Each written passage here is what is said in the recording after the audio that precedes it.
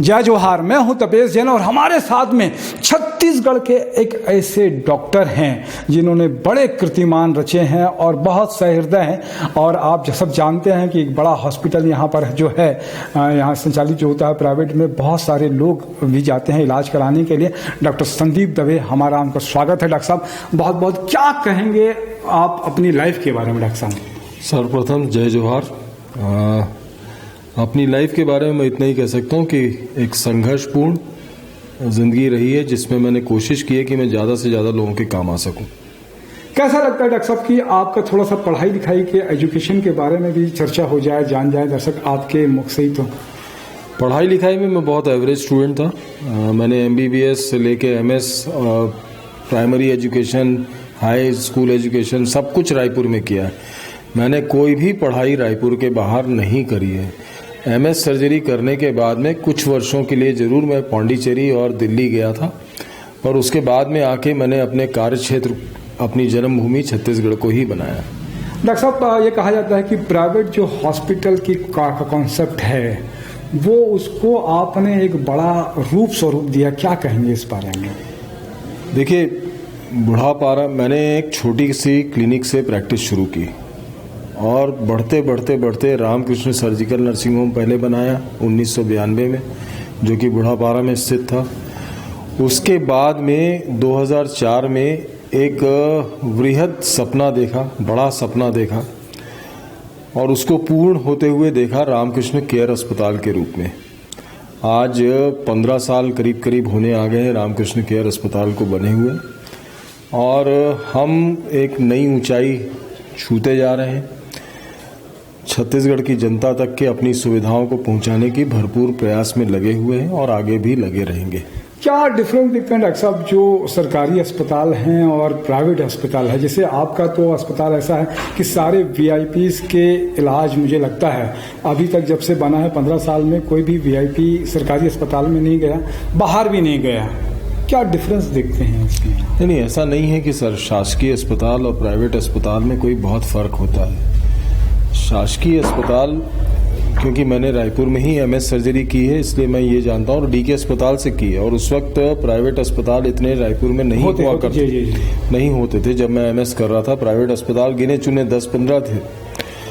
तो मैं इतना जानता हूँ कि सरकारी अस्पताल को मैं बोलूँगा कि वहाँ पर भी काम बहुत अच्छा होता है। और हमारे प्रदेश में अम्बेडकर अस्पताल हो, चाहे एम्स हो, चाहे कोई भी शासकीय अस्पताल हो, काम अच्छा हो रहा है। प्रॉब्लम काम की नहीं है, प्रॉब्लम भीड़ की है। प्रॉब्लम आने वाले लोगों की तादाद की है। संख्या जो है वो इतनी ज़्यादा है और डॉक्टर हैं कम। तो आप सुविधाएं कितनी भी बढ़ा दें, बिस्तर कितने भी बढ़ा दें, पर अगर डॉक्टर ज़्यादा नहीं होंगे, नर्सेज ज़्यादा नहीं होंगे, तो डेफिनेटली कहीं ना कहीं क्वालिटी में समझौता होगा, जो प्राइवेट में नहीं हो पाता। प्राइवेट में आप एक लिमिटेड अमाउंट ऑफ नंबर मरीज देखते हैं। प्राइवेट में आप लिमिटेड नंबर, 300 बिस्तर है तो 300 बिस्तर से ज़्यादा भर्ती नहीं करेंगे। तो कहीं ना कहीं प्राइवेट और शासकीय में हम अगर जब तुलना करते हैं तो मुझे लगता है कि हम एक गलत तुलना कर रहे हैं। हम एप्पल को संतरे, सेब को संतरे से कंपेयर नहीं कर सकते। दोनों डिफरेंट, अलग चीजें हैं, दोनों डिफरेंट की जरूरत है। दोनों डिफरेंट है, दोनों अपनी अपनी तरह से अलग अलग तरीके से सेवा का काम करते हैं। डॉक्टर साहब, आपके जीवन में इतना आप करते हैं, सर्जरी करते हैं, तो कौन सा क्षण ऐसा लगा कि बहुत ज्यादा उद्वेलित भी और दुखी भी रहे कि आपको उम्मीद थी कि ये ठीक हो जाएगा पर्सन, उसके बाद में नहीं हो पाया? देखिए, मैं एक सर्जन हूँ और सर्जन हमेशा भावुक होता है, इमोशनल होता है। हर असफलता सर्जन को कहीं ना कहीं चोट पहुंचाती है। चाहे वो ऑपरेशन असफल हुआ हो, उसका रिजल्ट नहीं निकल पाया हो, चाहे ऑपरेशन के कारण मरीज की मृत्यु हो गई हो। ये ऐसे क्षण होते हैं जो हमेशा सर्जन को दुखी करते हैं। कोई सर्जन नहीं चाहता कि उसके मरीज की मृत्यु हो या उसका ऑपरेशन किया हुआ ऑपरेशन असफल हो, पर हर कोई 100% नहीं होता। तेंदुलकर भी 0 पे आउट होते हैं, हमेशा वो सेंचुरी नहीं बना सकते। तो वैसे ही हम लोग भी हमेशा 100% रिजल्ट की अपेक्षा रखते हैं, पर हमारी फील्ड में 99.99% भी नहीं चलता। हमको कोशिश ये करना रहता है कि हम हमेशा 100% हो।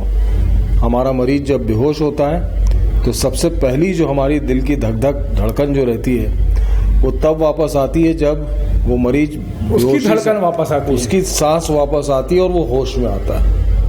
कभी आपको ऐसा भी लगा कि बहुत ज़्यादा उत्साह के बड़े बहुत खुशी भी हुई कि इसकी चांसेस 0.0001% हो और वो जी गया हो? ऐसा बहुत बार होता है। और अभी 5-6 दिन पहले ही एक मरीज का एक पिक्चर में बैठा हुआ था, वहाँ से कॉल आया कि साहब आपको तुरंत वापस लौटना है। मरीज का सीजर ऑपरेशन हुआ, मरीज 9 महीने प्रेग्नेंट थी, उसको बहुत ज़्यादा रक्तस्राव हो रहा था, ब्लीडिंग हो रही थी। इमरजेंसी में उसका सीजर करने गए तो अंदर से यूट्रस से भी बहुत ज़्यादा ब्लीडिंग हो रही थी। और जब तक मैं वहाँ अस्पताल पहुँचता वो ऑलमोस्ट उसका ना पल्स थी, ना बीपी था, ना कुछ था। हम लगातार 2.5 घंटे तक प्रयास करते रहे और अंततः दूसरे दिन जब आके देखे मरीज को तो मरीज पूर्णतः होश में थी। उसका बीपी, ब्लड प्रेशर, पल्स वगैरह सब कंट्रोल में आ चुका था। वह वेंटिलेटर से निकल चुकी थी। यह एक सुखद आश्चर्य था, मिरेकल भी बोल सकते हैं जिसको, एक सुखद या मिरेकल। देखिए, एक चीज जान लीजिए, चिकित्सा क्षेत्र में जो भी हम काम करते हैं उसका जो रिजल्ट है ना वो हमारे हाथ में नहीं है, उसका रिजल्ट परमेश्वर के हाथ में है। जी। हमारा रोज एग्जाम होता है, हम रोज परीक्षा में बैठते हैं, रोज पास या फेल होते हैं और पास और फेल करने वाला तो एक ही हमारा भगवान। डॉक्टर साहब, अपने जो है मतलब मनोरंजन, जैसे आपने कहा फिल्म देखने गए, तो आराम के क्षण में फिल्म के अलावा क्या करते हैं आप? गाने सुनता हूँ। गाने सुनते हैं आप? किसके गाने बहुत ज़्यादा सुनते हैं? देखिए, कभी जगजीत सिंह सुन ली, कभी गुलाम अली साहब को सुन लिया, कभी किशोर कुमार भी चल जाते हैं और कभी कभी नए गाने भी चल जाते हैं। अच्छा, टीवी में फिर क्या प्रोग्राम देखते हैं डॉक्टर साहब? टीवी में ज़्यादातर न्यूज़ देखता हूँ या फिर रियलिटी शोज देखता हूँ। रियलिटी शोज आपको पसंद आते हैं? खेल में आप पहले क्रिकेट, मेरे को जैसे ध्यान में, क्रिकेट खेलते थे आप? नहीं, मैं क्रिकेट खेलता नहीं था। क्रिकेट जो लोग खेलने जाते थे, जैसे कॉलेज के ज़माने में मैं पढ़ रहा था तो मैं क्रिकेट बाहर से मैनेजर का रोल प्ले करता था। जो कुछ भी मैनेजर की जरूरत पड़ती है उनको, तो उसके लिए खेलने के लिए आप टेबल टेनिस खेला, बैडमिंटन खेली और फिर घुटने में एक चोट लग गई, उसके कारण मेरा खेलकूद पूरी तरह से बंद हो गया। पढ़ने में डॉक्टर साहब क्या पढ़ रहे हैं? पढ़ने में आजकल बहुत कम, जो कुछ भी पढ़ाई हो पाती है सब्जेक्ट से रिलेटेड ही पढ़ाई हो पाती है।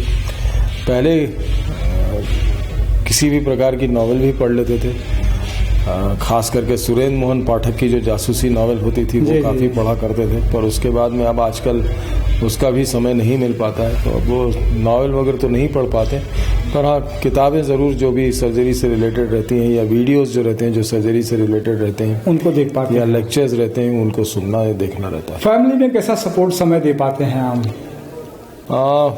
फैमिली, ये एक बहुत कठिन प्रश्न है मेरे लिए, क्योंकि 30 वर्षों में शायद जो काम मेरे से सही तरीके से नहीं हो पाया वो यही है कि जिसको नहीं कर पाया, जितना समय देना जितना उतना समय शायद, और उसके लिए वो मेरा परिवार भी मुझे कभी नाराज नहीं हुआ। उन्होंने ही उनके ही सपोर्ट के कारण मैं यहाँ तक पहुँच पाया। थोड़ा फैमिली का भी परिचय चाहते थे कि कितने? फैमिली में मेरी पत्नी है, मेरी माता जी हैं, मेरे 2 बच्चे हैं, एक लड़का है एक लड़की है, दोनों MBBS कर लिए हैं। लड़का इस वक्त प्री PG की तैयारी कर रहा है और लड़की इस वक्त इंटर्नशिप कर रही है। डॉक्टर साहब, आप क्या कहेंगे और दूसरे डॉक्टरों को क्या बोलना चाहेंगे आप? मेरा संदेश सिर्फ छोटा सा है, बहुत छोटा सा है। अपनी सारी चीज़ों के ऊपर मरीज को रखिए। मरीज first, patient first, before your own interest. आपके स्वयं के किसी भी इंटरेस्ट के ऊपर आपके मरीज का इंटरेस्ट रहे। मरीज के साथ कभी गलत जानबूझ के मत करिए। गलती सबसे होती है, पर जानबूझ के की गई गलती की कोई क्षमा नहीं होती। या लापरवाही मत कीजिए। अगर आपके पास समय नहीं है, अगर आप उस मरीज को नहीं देख सकते तो आप उसको बेहतर है दूसरे डॉक्टर के पास भेज दें, वनस्पत उसको अपने पास होल्ड करके रखने से। दर्शकों को जो है, चिकित्सा एक बड़ी चीज़ है, बीमारी किसी को ना हो, हम सब चाहते हैं। क्या बच सकता है आम आदमी एक बीमारी से, कैसे बच सकता है डॉक्टर साहब? आज के ज़माने में लोग बहुत हेल्थ कॉन्शियस हो गए हैं, पर मेरा ये सोचना है कि अगर आप अपनी डाइट को कंट्रोल में रखें, 2.5 इंच की ज़बान पे ज़्यादा जोर ना डालें, उसकी लालच में ना आए, अपनी ज़बान पे कंट्रोल रखें। ज़बान से बोलना और खाना दोनों ही बहुत इम्पॉर्टेंट हो जाता है। खाने पे ध्यान दीजिए अनर्गल चीज़ें मत खाइए और साथ ही साथ कुछ ना कुछ आधे घंटे से 40 मिनट का व्यायाम रोज करिए, आप बिल्कुल फिट रहेंगे। क्या कहेंगे डॉक्टर साहब, हमारा ये CG स्टार का प्रोग्राम के बारे में क्या कहेंगे? एक अच्छा प्रयास, मैंने आज आपके साथ पहली बार समय व्यतीत किया। मुझे ऐसा लगता है कि आपका इंटरव्यू लेने का जो स्टाइल है वो बड़ा डिफरेंट है और कहीं ना कहीं आप दूसरी चीज़ों को छू रहे हैं जो अनछुई रह जाती है। जीवन में बहुत सारी चीज़ें रहती हैं, उसका थोड़ा सा समय भी लगता है कि लंबा इंटरव्यू हो जाने की वजह से आप सब लोग की अपेक्षा रहती है कि कम करें। लेकिन डॉक्टर साहब से फिर एक बार और बात करेंगे। मेरे साथ में यहाँ पे हम डॉक्टर अजय साहे के यहाँ पे एक एकेडमी बनाई है, उसके उद्घाटन के अवसर पर आए हैं। तो दिनेश भाई है मेरे साथ में, निशा द्विवेदी है, अमिताभ बांधे हैं, अंटू भी है, नेहा साहू भी है, उनका धन्यवाद। डॉक्टर साहब आपने समय निकाला, आपसे और भी बात करेंगे, समय निकाला इसके लिए धन्यवाद। जय जोहार, जय छत्तीसगढ़। नमस्कार।